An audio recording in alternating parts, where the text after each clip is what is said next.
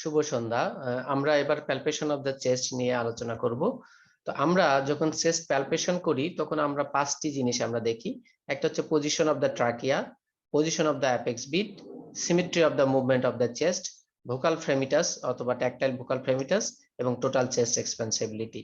তো আমরা যদি আসি যে দেখি যে পজিশন অফ দ্য ট্রাকিয়া, যে আমরা জানি যে নর্মালি ট্রাকিয়া এটা সেন্ট্রালি থাকে, তো স্লাইটলি রাইটে একটু ডেভিয়েটেড থাকতে পারে in normal subject, but trachea এটা লেফট সাইডে বা রাইট সাইডে এটা ডিসপ্লেসমেন্ট হতে পারে বা শিফটিং হতে পারে। তো এটা পরীক্ষায় খুবই কমনলি জিজ্ঞাসা করা হয় ফিফথ ইয়ারের স্টুডেন্টদেরকে, থার্ড ইয়ার স্টুডেন্টদেরকে, ট্রাকিয়া শিফটিং এর কয়েকটা কারণ বলো।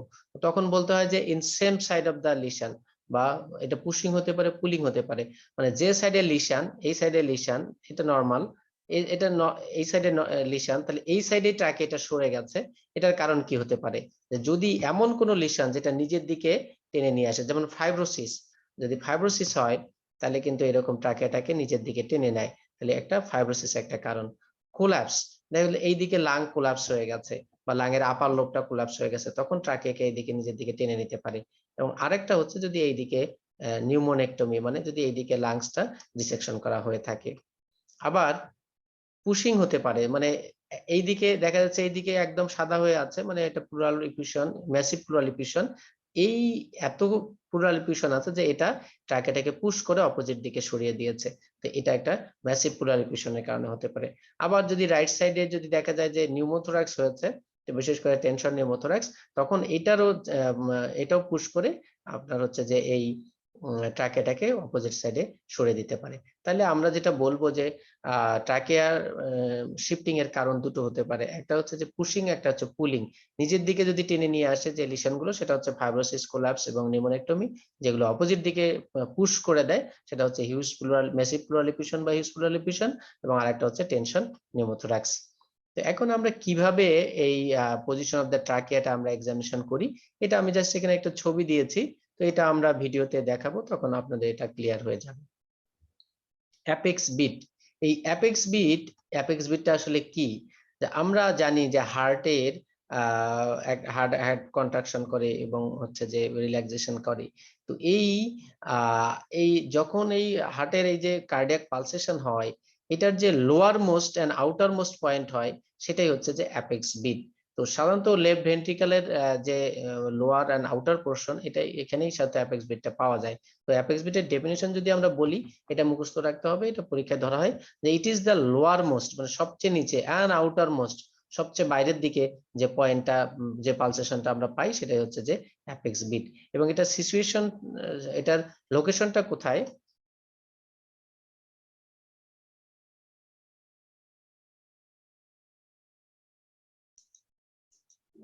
এটার লোকেশনটা হচ্ছে যে আমাদের হচ্ছে যে লেফট ফিফথ ইন্টারকোস্টাল স্পেসে 9 centimetre from the mid line, just medial to the left mid clavicular line.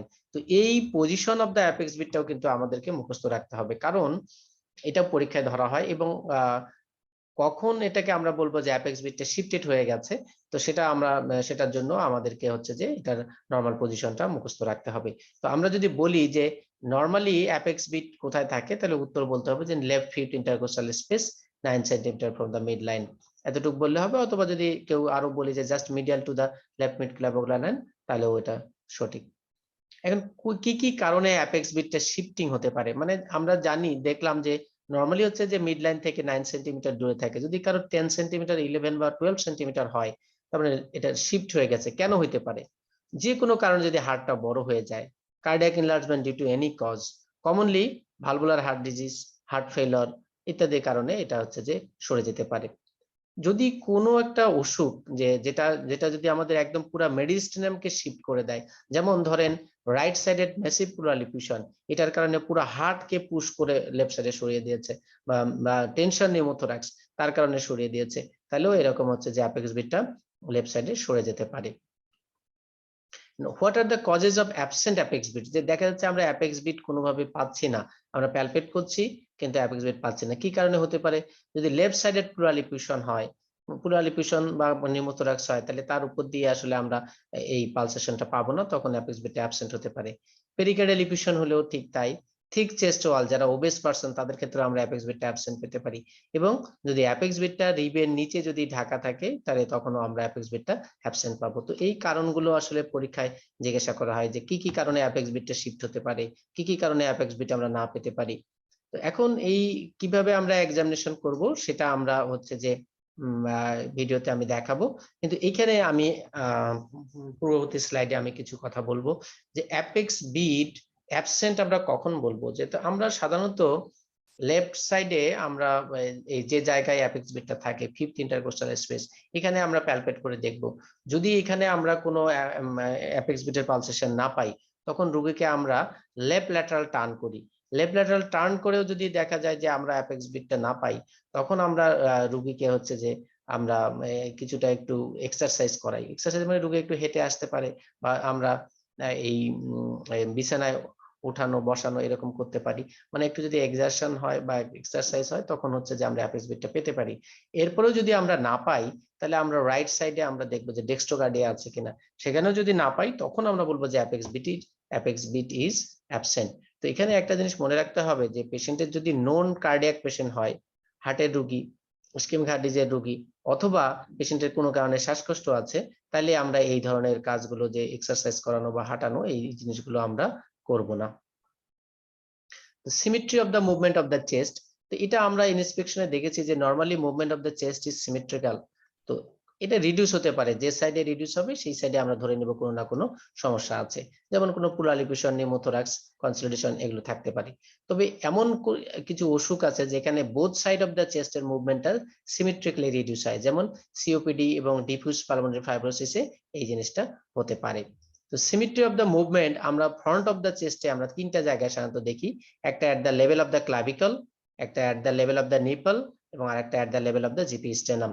এই তিনটা লোকেশনে আমরা ফ্রন্ট অফ দ্য চেস্টে আমরা দেখি। আর ব্যাক অফ দ্য চেস্টে আমরা সাধারণত দেখি না, তবে কাউকে যদি শুধু back of the chest examination করতে বলা হয় তখন এটা superior border of the scapula এবং inferior angle of the scapula, এই দুই জায়গায় আমরা সিমেট্রি অফ দ্য মুভমেন্ট দেখব। ভোকাল ফ্রেমিটাস এই জিনিসটা আসলে কি, যে আমরা যদি একটা সাউন্ড প্রডিউস করি সেই সাউন্ডটা আমরা চেস্টে হাত দিয়ে পারসিভ করতে পারি, এটাই হচ্ছে ভোকাল ফ্রেমিটাস। আবার এই একই জিনিসটা যখন আমরা স্টেটো দিয়ে আমরা শুনবো তখন এর নাম হবে ভোকাল রেজোনেন্স। তো এই জিনিসটা সাধারণত যেটা হয় যে vocal fremitus both side of the চেস্টে ইকুয়াল, মানে আমি যদি এখানে হাত দিয়ে বলি 99, এইদিকে যদি বলি 99, মানে দুই সাইডে একই রকম সাউন্ডটা আমি পারসিভ করব। তো এখন এই ভোকাল ফ্রেমিটাসটা আমরা দেখি কারণ হচ্ছে যে কিছু কিছু কন্ডিশন আছে যেখানে এরকম ভোকাল ফ্রেমিটাসটা বেড়ে যায়, আবার কিছু কিছু কন্ডিশন আছে যেখানে ভোকাল ফ্রেমিটাসটা কমে যায়। তো এই ভোকাল ফ্রেমিটাস আমরা সাধারণত ফ্রন্ট অফ দ্য চেস্টে মিড ক্লাভিকুলার এবং মিড এক্সিলারি লাইন বরাবর দেখি, এবং ব্যাক অফ দ্য চেস্টে আমরা এই প্যারাভার্টিব্রাল লাইন এবং ডরসাল স্ক্যাপুলার লাইন বরাবর দেখি, এবং অ্যাপেক্স এর জন্য আমরা ট্রাপিজিয়াস এর ওখানে দেখি, সেটা আমি ভিডিওতে দেখিয়ে দেব। তো এখন এই ভোকাল ফ্রেমিটাস কিসে কিসে বাড়ে, যে কনসলিডেশন, যদি নিউমোনিয়া হয় কনসলিডেশন হয় তখন বাড়ে, ফাইব্রোসিস অফ দ্য লাং হলে তখন বাড়ে, এবং কোলাপস উইথ প্যাটেন্ট ব্রঙ্কাস যদি হয়, যে আমরা জানি সাধারণত কোলাপস হলে ব্রঙ্কাসটা প্যাটেন্ট থাকে না, যদি ব্রঙ্কাসটা প্যাটেন্ট থাকে তখন এরকম ভোকাল ফ্রেমিটাসটা বেড়ে যেতে পারে। আর ভোকাল ফ্রেমিটাসটা কমে যাবে কিসে কিসে, যে কোনো কন্ডিশন যেখানে এই সাউন্ডটা আমাদের চেস্ট ওয়ালে আসতে বাধা পায় সেখানে হচ্ছে যে ভোকাল ফ্রেমিটাসটা কমে যাবে, যেমন pleural effusion, pneumothorax, mass lesion, pleural thickening, empyema, haemothorax, pyothorax, এই কন্ডিশনগুলোতে ভোকাল ফ্রেমিটাস কমে যায়। তো এই জিনিসগুলো কিন্তু আমাদেরকে মুখস্থ রাখতে হবে, কারণ এগুলো আমাদের এই third year, fourth year, fifth year final পরীক্ষায় এগুলো খুব জিজ্ঞাসা করা হয় যে ভোকাল ফ্রেমিটাস কখন বাড়ে, ভোকাল ফ্রেমিটাস কখন কমে, এই জিনিসগুলো। এখন আমাদের একটা জিনিস মনে রাখতে হবে যে আমরা চেস্ট এক্সামিনেশন যখন আমরা করব, বিশেষ করে প্যালপেশন, পারকাশন, অস্কালটেশন, তখন আমাদের এই কয়েকটা লাইন আসলে খুবই ইম্পর্টেন্ট। আমরা যেমন ফ্রন্ট অফ দ্য চেস্টে আমরা এই মিড ক্লাভিকুলার লাইন বরাবর আমরা এক্সামিনেশন করব, এদিকে মিড ক্লাভিকুলার লাইন, এদিকে মিড ক্লাভিকুলার লাইন, এরপরে মিড অ্যাক্সিলারি লাইন বরাবর, এবং ব্যাক অফ দ্য চেস্টে আমরা এরকম এই ট্রাপিজাস এর উপরে আমরা যে 1 2 3 এখানে তিনবার আমরা পারকাশন করি এবং ভোকাল ফ্রেমিটাস দেখি। ভোকাল ফ্রেমিটাস এখানে একবার দেখলেই হয়, এরকম এখানে 1 2 3টা জায়গায় করি। এরপর আমরা এই যে স্ক্যাপুলাটাকে এসকেপ করে ভার্টিব্রা এবং স্ক্যাপুলার মাঝখানে, এই যে এটাকে আমরা বলি প্যারাভার্টিব্রাল লাইন, এরপরে আমরা এটাকে বলি ডরসাল স্ক্যাপুলার লাইন। তো এই লাইন বরাবর আমরা সকল পরীক্ষা যেমন ভোকাল ফ্রেমিটাস, পারকাশন, অস্কালটেশন সেগুলো আমরা করব। এরপর আমরা আসি যে টোটাল চেস্ট এক্সপেন্সিবিলিটি। এই টোটাল চেস্ট এক্সপেন্সিবিলিটি সাধারণত আমরা একটা মেজারিং টেপ দিয়ে দেখি। আমরা সাধারণত এট the level of the nipple দেখি। আমরা রোগীকে ডিপ ইন্সপিরেশন নিতে বলি। তারপরে আমরা দেখি কত কত হয়েছে, কত সেন্টিমিটার হয়েছে। এরপর রোগীকে আমরা বলি যে একদম ফোর্স এক্সপ্রেশন করবে। এই ফোর্স এক্সপ্রেশন করার পর কত সেন্টিমিটার হয়েছে, এই দুটোর যে গ্যাপটা, এটা হচ্ছে তার টোটাল চেস্ট এক্সপেন্সিবিলিটি। এবং এই টোটাল চেস্ট এক্সপেন্সিবিলিটি সাধারণত সিওপিডি এবং ফাইব্রোসিস অফ দ্য লাং হলে, বা এটাকে আগে আইএলডি বলা হতো, ইন্টারস্টিশিয়াল লাং ডিজিজ, এগুলোতে হচ্ছে যে টোটাল চেস্ট এক্সপেন্সিবিলিটি কমে যায়। তো এই আর কি মোটামুটি প্যালপেশন। আমরা ভিডিওতে আমি সকল এক্সামিনেশন দেখাবো। আশা করি আপনারা বুঝতে পেরেছেন। সবাই ভালো থাকবেন, সবাইকে ধন্যবাদ।